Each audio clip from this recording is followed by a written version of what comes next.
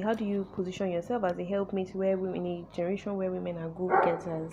You want to pursue your career, you have your kids, you have your own life. I mean, so how do you even now support another person's own life? Because this is on the internet. Maybe I'm not on the internet, but the things they are saying, no, you shouldn't sacrifice your life for another man. We were seeing a movie, I think yesterday, and the lady, she was with this guy, and she was supporting his dreams, coming out to help him get investors and all of that. And suddenly, when the table changed, and it was her dream now, because the guy he messed up, he used up all the money, and he mismanaged the money, right? So she's now like, okay, since your business is not viable, can we now focus on mine, because I have a clear goal, I have a business plan? And the guy is like, no, it's still my business, we'll take care of yours later. And so it just brought a question in my heart, like, these women are so easy to will easily just support your dreams and all of that. And I also have a dream.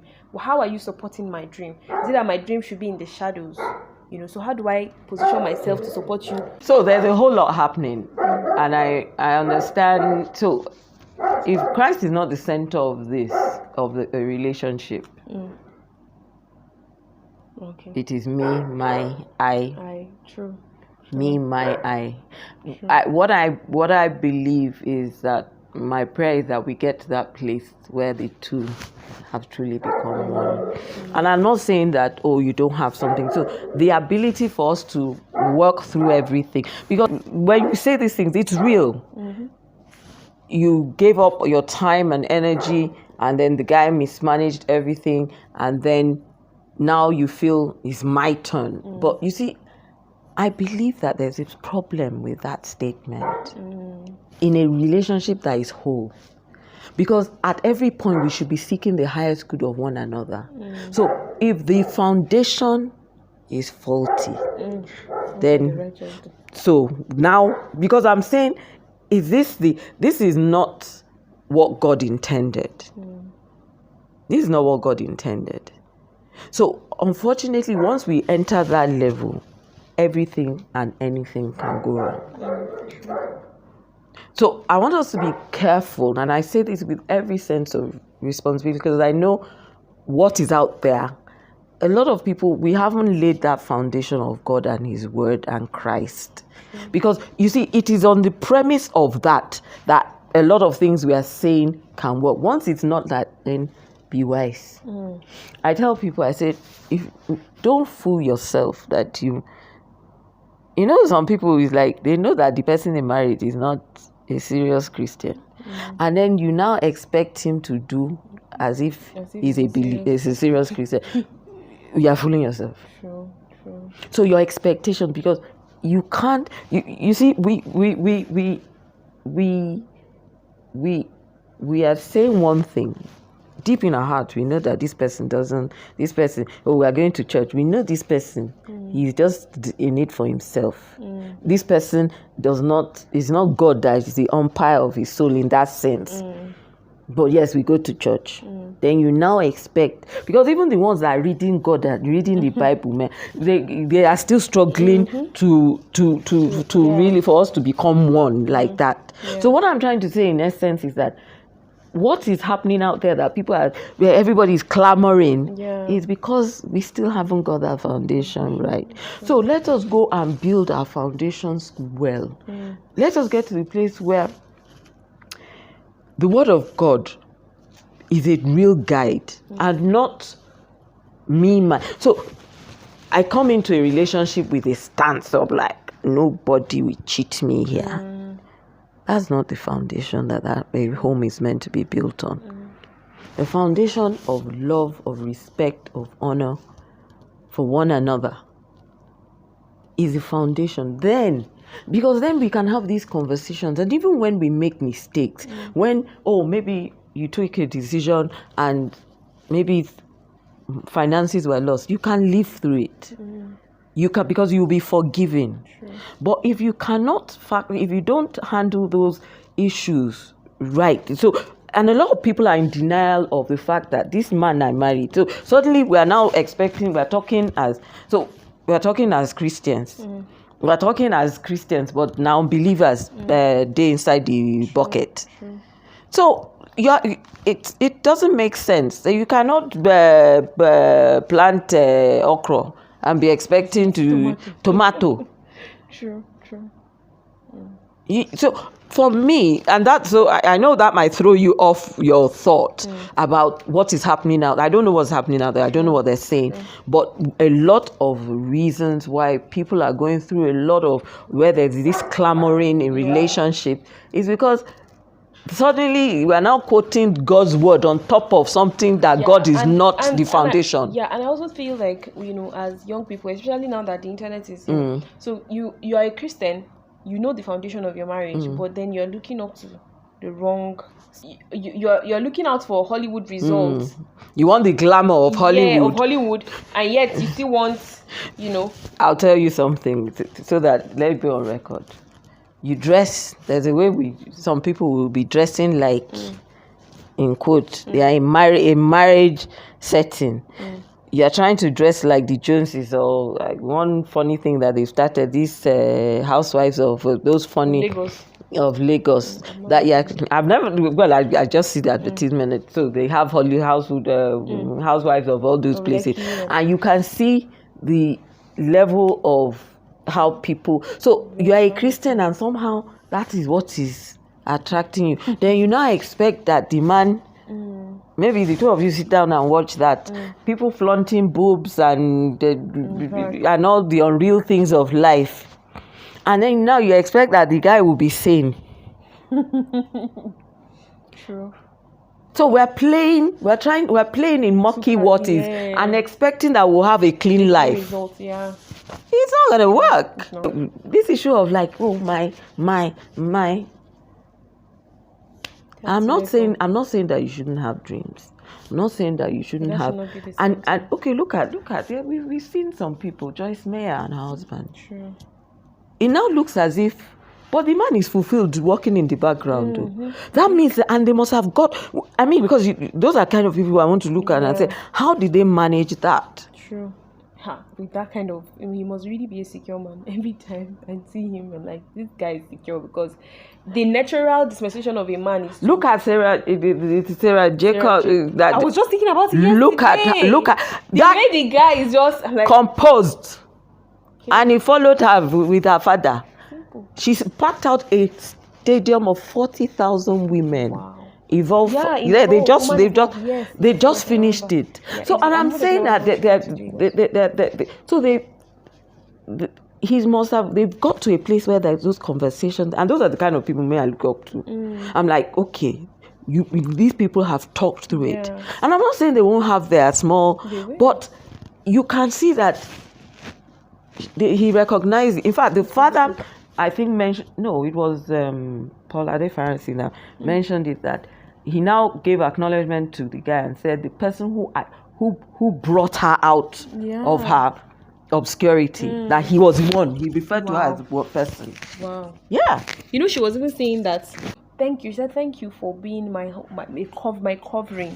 The way he said she prayed for. The way he said he prayed for before the meeting started. What? So that is a secure man. So that's goals. Those are goals. All this one of like, don't be afraid. I want to remove fear from your relationship. That she even recognized. This guy, you would expect that because she's out there, she's one there, you would even think that area is not really, but she actually did recognize that thing you were talking about, recognizing and submitting to. He's a head. He's a head. In fact, she said, thank you for praying for me, because she said her emotions were all over the place. She said, thank you for praying over me, just as she came into the meeting. In fact. Because it's a big thing. You came all the way from America. You think for her to be able to be in her state of mind, she's going through a lot.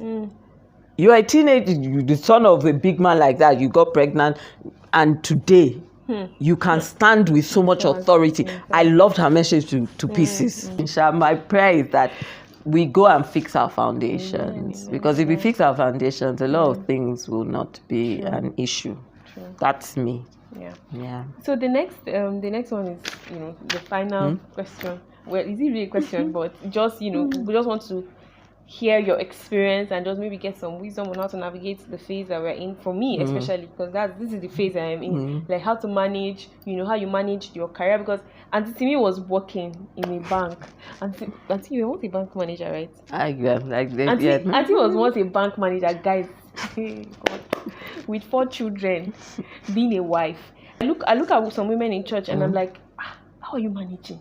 Going to the bank, doing teller job, running up and down with your kids. But for you to even have been able to scale up to that level with kids, like there has to be something there that we can learn from. How are you able to manage that? Yeah. Your relationship with God, because when I got pregnant for Ife, I had a walk with God. Like I had a system.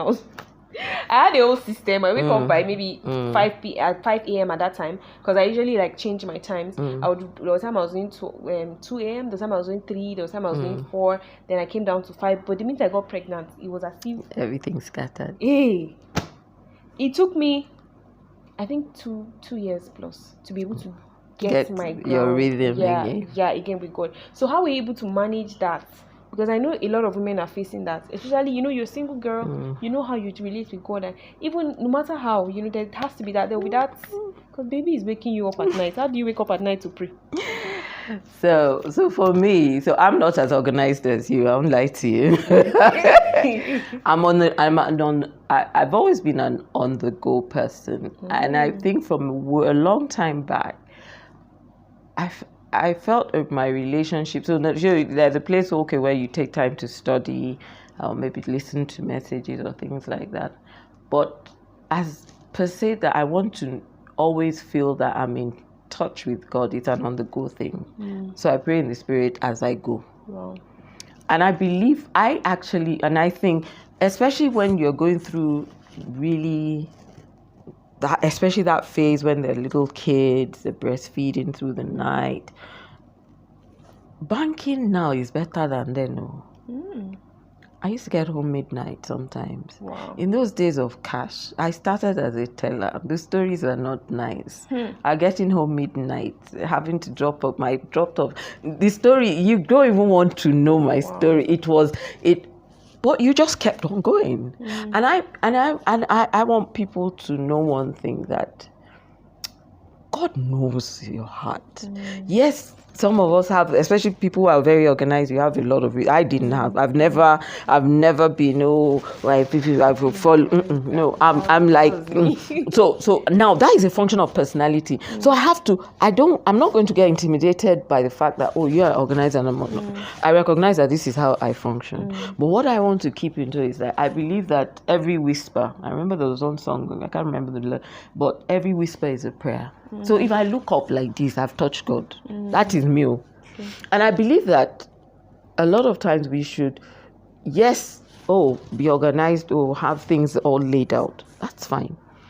But even when that doesn't happen, because remember, by the arm of flesh and no man, please God. So it's not by our doing. It's by our heart. So everything we do, we must do first from the heart. And so it's like, the Bible says, when my heart is overwhelmed, lead me to a rock that's higher than I. There's a place where you go and say, just cry out to God. God, I need your help right now. In that moment, I'm feeling His presence. The wisdom of God is coming to me. Please, you don't even want to understand. So, Yoruba will say that we have crossed the bridge before, and then we look back and said, is that what I just passed? In the sense that I can't tell you. I mean, there are different phases. So there's a phase when you had just kids, and then I think maybe when I first got married, in those days as a teller, I started as a teller in banking, and it was so in those days we were counting cash as. And cash was $5. No, there were machines $5. You don't want to. You don't even. I don't want to do this because it's not about. So I just know that I've never. I don't want to. I don't equate my relationship, because you're asking me from a very personal point of view. I'm not. There's nobody that has a roadmap. Like, do it like this. Everybody will do it uniquely, differently. But a confidence of that. God knows where I'm at. and I will continually keep the consciousness of God in my day to day. I remember in those days there was a time I'll be counting money and then I will lose count because I just started praying in tongues. And then you now have to count again. So I remember my boss told me one time, those days we were going to all night every Friday. What? With that? Yes, with kids. You have kids. So, and I had them, all my kids are like 2 years, the first 3 are 2 years apart. And if I came even later, I'd even stopped my first phase of banking by then. So those 3, I know God held me by his hand and took me from day to day. I mean, the days of we get home and then you're trying to cook dinner and there's a burnt offering. Is the wake up, the smell of the food that burnt, and then you have to be out again in the morning, and then you still wanted to be in church.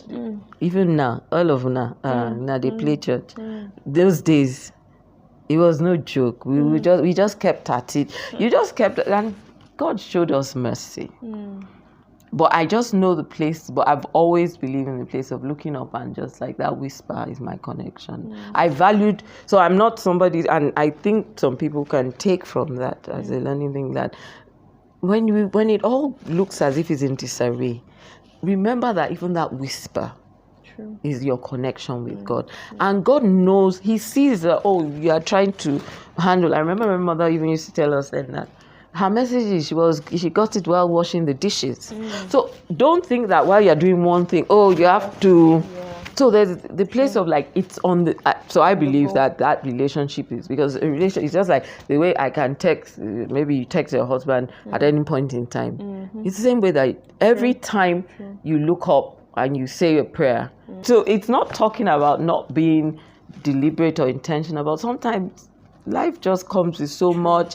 Maybe you're literally, I remember they say you're intersleeping. You're praying and you fall asleep. There's a baby crying, the diaper. In those days we had nappies. And so we had, and there were no washing machines in those days. It was by hand. I used to throw. You just used to, sometimes we throw, and it's like this one. You soaked it and you forgot. You came. No. You don't want to. So just be thanking God every day. Just whenever you just look up and say, God, I need your help. Lord, I need your presence to make the difference. And then so life has even been a lot easier. You can play messages on the go, so you can. So then we didn't have all those equipment, and so those for me, my whisper was my connection. I'm like, when I'm crying to God, it is like, God, you know where I am. Show me your mercy. It just reminds me of that woman by the well. When Jesus came, I heard a message. I don't know where, but they said, God knows where you are, and if you follow the what's it called, the sequence of how God met most of the women in the Bible, he actually came to them where they were. So where you are, I think it was on the Virtuous Women's Speak. Where you are, God will meet you there. Just start from there. So let's not overflog ourselves with that. But I'm not saying that we shouldn't find time. So maybe you can cut out another thing. We can cut out some things to find time from some other things once in a while. But at the end of the day, I believe that even that whisper is something you should use to keep in contact with God.